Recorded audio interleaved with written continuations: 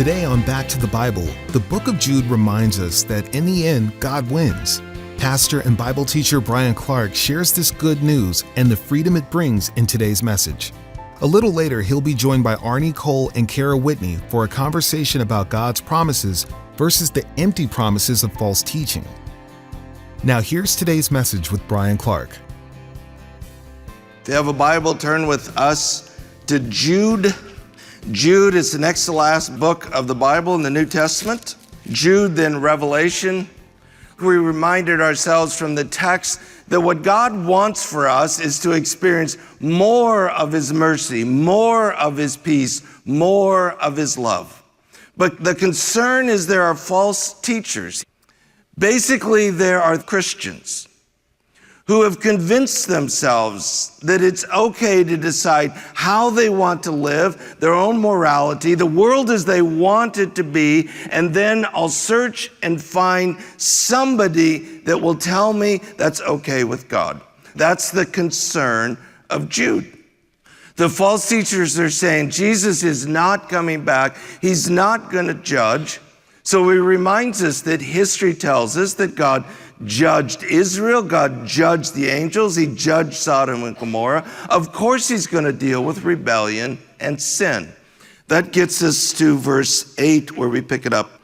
Yet in the same way, these men also by dreaming, meaning they live in a fantasy world, a dream world. It's a fantasy.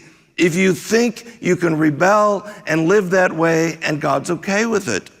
Also by dreaming, defile the flesh, that's a reference to sexual sin, and reject authority. Nobody's going to tell me what to do. And revile angelic majesties. That word revile means to blaspheme, but probably more clearly it means to mock, it means to belittle, it means to make fun of. Basically, the idea is they dabble in powers they know nothing of. Powers that are ultimately going to destroy their lives. This is a huge problem in our culture. Our culture dabbles in powers we don't understand, we know nothing of. And cleverly, systematically, these powers destroy lives. Verse 9, but Michael the archangel, when he disputed with the devil and argued about the body of Moses, did not dare pronounce against him a railing judgment, but said, the Lord rebuke you. But apparently when Moses died, there was a contest for the dead body of Moses between Michael the archangel, the highest of all the angels, and the devil. But even Michael, as the most powerful of all the angels, did not believe he had sufficient power to go directly at the devil. So what the text says is Michael went to God and God rebuked the devil. The warning is if even Michael didn't feel he was powerful enough to dabble with these forces of darkness, we should take a lesson from that. This has been my go-to verse for spiritual warfare. I know a lot of people take their model for spiritual warfare from Jesus, but it's good to remind ourselves, I'm not Jesus. I'm not God in the flesh. There were so many things Jesus did that I can't do. It wasn't meant to be a model for me. It was a demonstration that He was God in the flesh. My job is to keep my eyes fixed on Jesus, the author and finisher of the faith. My job is to be faithful to fulfill my calling, to build the kingdom. When the enemy gets in the way, I don't challenge him. I don't talk to him. I don't try to call him out by name. I immediately go to God and I ask God to deal with it, and God deals with it. I've never found that to fail, and I don't know how you can possibly go wrong with your eyes fixed on Jesus. I think it is a huge mistake to start dabbling with powers we really know little about. That's the point that Jude is trying to make. Verse 10, but these men revile the things which they do not understand, and the things which they know by instinct, like unreasoning animals. By these things they are destroyed. We as people are made in the image of God. As people made in the image of God, we have the capacity to think, to learn, to believe, to reason. It's what sets us apart from the animal kingdom. Animals operate on the basis of instinct. Now, one of the interesting things about animals is that God has created them with these amazing instincts. But for those who hunt, for those who fish, for those who trap, for those who capture, one of the things you understand is it's the instinct of the animal that makes them easy to hunt, easy to catch, easy to trap, easy to capture. It's exactly what the text is saying. That when people operate on their basis of their instincts, it makes them easy to capture and destroy. So now stop and think about this. We live in a culture where this is a huge problem. We as a culture have convinced ourselves that each individual should be his or her own God. I should be able to decide for myself what's true and what's right and wrong. And we have elevated to the level of a virtue the idea of be true to yourself. You hear people argue this all the time. If this is my longing, if this is my desire, if this is what's in me, it's like this natural longing, it's got to be there from God, therefore it's got to be right. We fail to acknowledge there's all kinds of things within people, these longings and desires that are wrong and sinful and hurtful and do great damage. Jesus said, if you want to find life, you die to yourself. You pick up your cross and you carry it. You have to die in order to live. So that the concern of Jude is this message that if you have this longing, if you have this desire, if you have this feeling, whatever it is within you, just go with it. That makes you easy prey for the enemy to destroy you. He says in verse 11, woe to them. That's a strong warning. For they have gone the way of Cain. Coming out of Genesis 3, there's two paths. Abel represents the path of surrender to God. Cain represents the path of being determined to be your own God. Cain is determined to live life on his terms. God essentially pleads with Cain to rethink the path he's traveling, because it's only going to lead to misery and heartache. Abel represents righteousness, and righteousness exposes unrighteousness. Cain, rather than choosing a different path, chooses to kill his brother Abel in order to eliminate the righteousness that exposed his unrighteousness. God comes back to Cain and says the result of this, essentially what he says is you'll never be happy.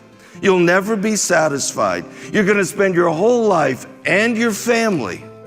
They will be wanderers. They'll be vagabonds. They'll just move from place to place, never able to settle, never being happy, never being satisfied, just a life of wandering and a life of misery.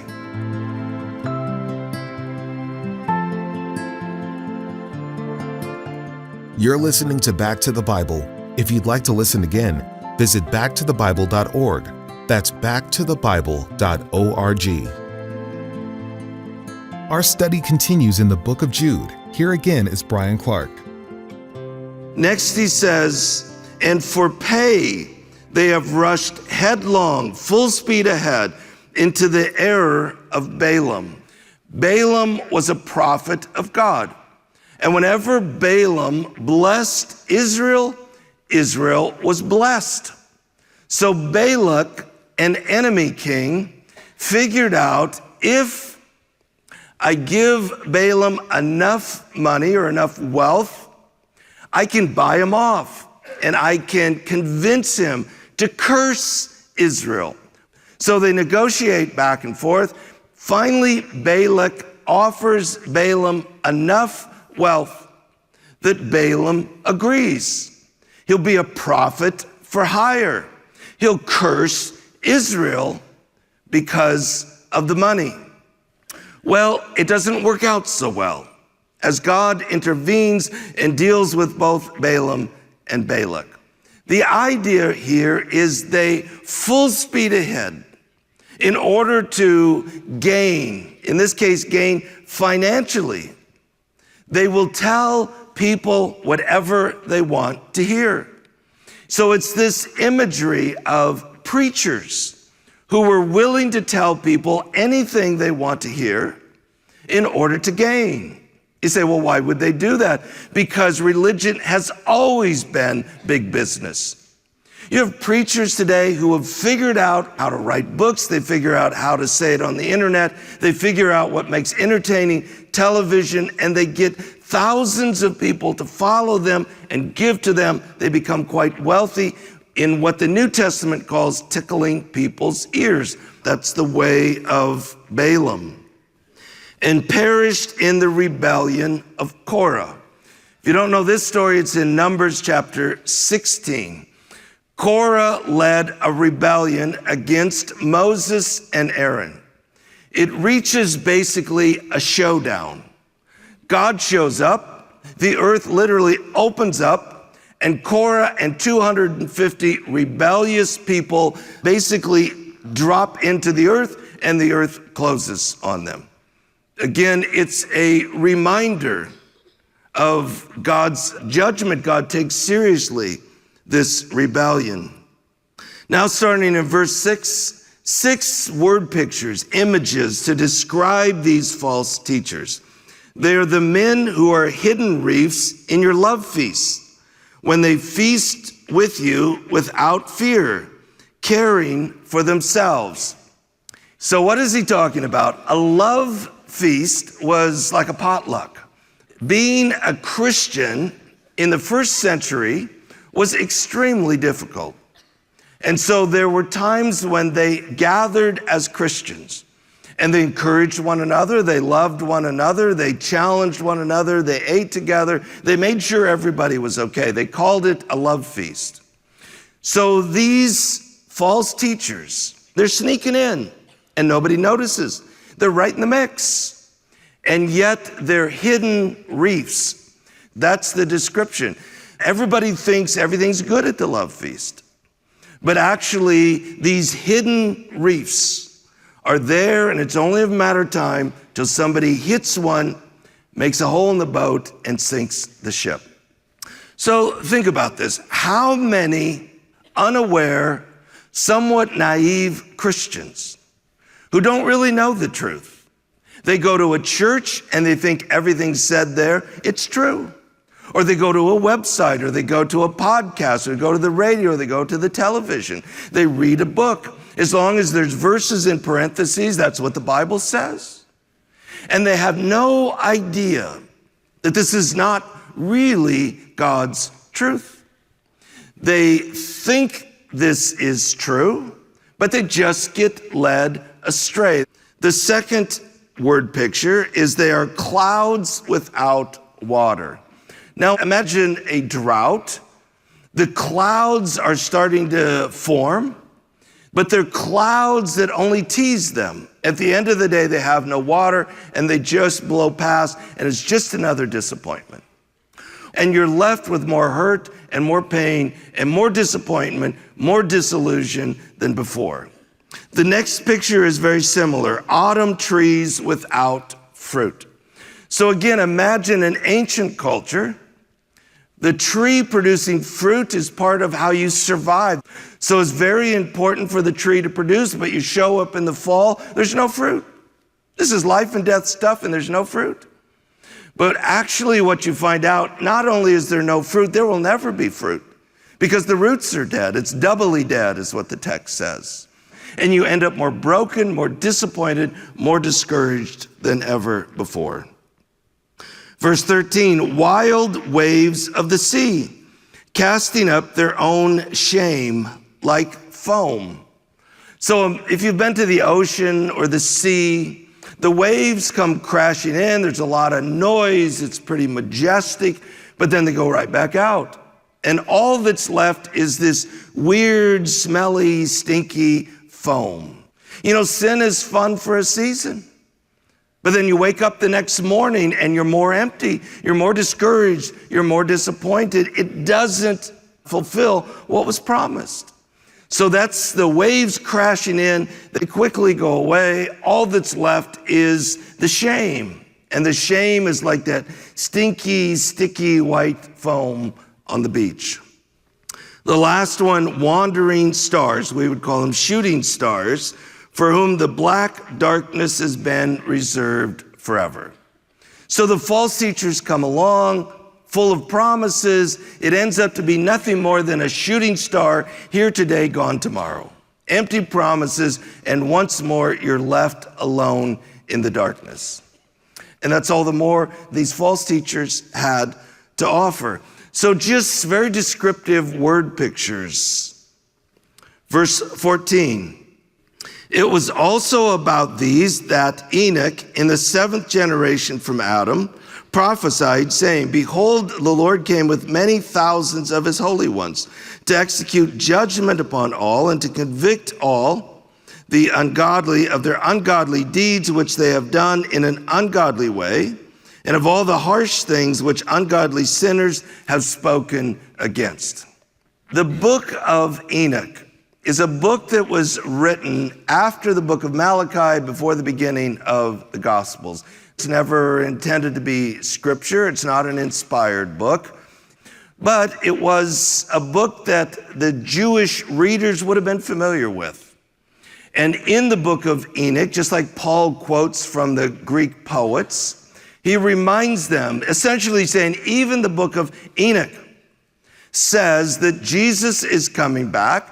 He'll bring his holy ones, the saints, with him, and there will be judgment on the ungodly. It's essentially saying at the end of the story, God wins. If you think you can make up your own story, your own morality, your own truth, lead your life your own way, and God's okay with that, you're living in a dream world. Somebody has convinced you of a fantasy. And it's a reminder at the end of the story, God wins. And God's going to hold the ungodly accountable. Finally, verse 16, who are these people? Well, they're grumblers, finding fault, following after their own lusts. They speak arrogantly, flattering people for the sake of gaining an advantage. It's a very interesting verse. Who are these people? They're complainers. They grumble about everything. They're dissatisfied with everything. They're easy prey for the false teachers. Now that's a big concern. We live in a culture where lots of people have lots of issues with the church. Not specifically this church, the church. They're grumblers. The church doesn't do anything right. The church messes everything up. The church is full of hypocrites. Nobody seems to get it right. So the false teachers come along and they prey on that because they find people that are like-minded and they tap into that. It's helpful to understand if your bent is a grumbler, you are easy to lead astray. Because it's not difficult for the false teachers to tap into that and convince you of something that's not true. So practically speaking, like how do we move forward in this? Here's a good way to think about it. It's all about where you're starting from. There's a lot of Christians today who have decided this is the way I want the world to be, this is what I want to believe, this is what I want to be true, and I'm going to find somebody out there to tell me it's okay. And the consequences of that will be destruction. It's a very different approach When your heart is broken and humble before God and your desire is first and foremost, I want to know what's true. I want to know what God has said. I want to know what God has commanded. I want to know life as God has defined it to be. And as I learn the truth, then I will conform my beliefs and my behavior and my morality to submit to my theology. That leads to the path of life. Jesus couldn't have been more clear. You shall know the truth. Why? Because it's the truth, true truth, God's truth, that sets you free. Now Bryan Clark joins us in the studio with Back to the Bible CEO Arnie Cole and author Kara Whitney. So Bryan, you're telling me we got to watch out for grumbling because that's some of Satan's favorite targets. Yeah, so interesting Jude makes such a emphasis on the problem with grumbling. But if you think back again to Genesis 3 and the conversation with the serpent, it starts with questioning the goodness of God. That's right. And that's grumbling. God's not as good as you think he is or I thought he was. So grumbling plays right into the enemy's hands. When we're grumbling, we're more vulnerable to the false teacher, to the lies. And one of the things that's helpful, like for me to rehearse, is how does grumbling line up with what I say I believe? So when I'm grumbly, I kind of go back and rehearse the truth, and it gets me recalibrated and back on track. If this is true, what am I grumbling about? It's kind of how it goes. So from hidden reefs to clouds without water, trees without fruit, Jude gives us these great illustrations of the emptiness of false teaching. Yeah, so those images are powerful when you think about the fact they're setting up some level of expectation that's pretty desperate, but then there's no fulfillment. And I see that all the time. People are struggling, they're confused, they're hurting, they're reaching out for something that will satisfy, but it's a lie. And by the time they figure out it's a lie, there's a lot of devastation and pain in their lives. So they're powerful images. And again, we go back to Genesis 3. There's the hidden consequence. The serpent says, "You will not die." I see the carnage. And so the lies are real and they're devastating. You're listening to Back to the Bible. If you'd like to listen again, visit backtothebible.org. That's backtothebible.org.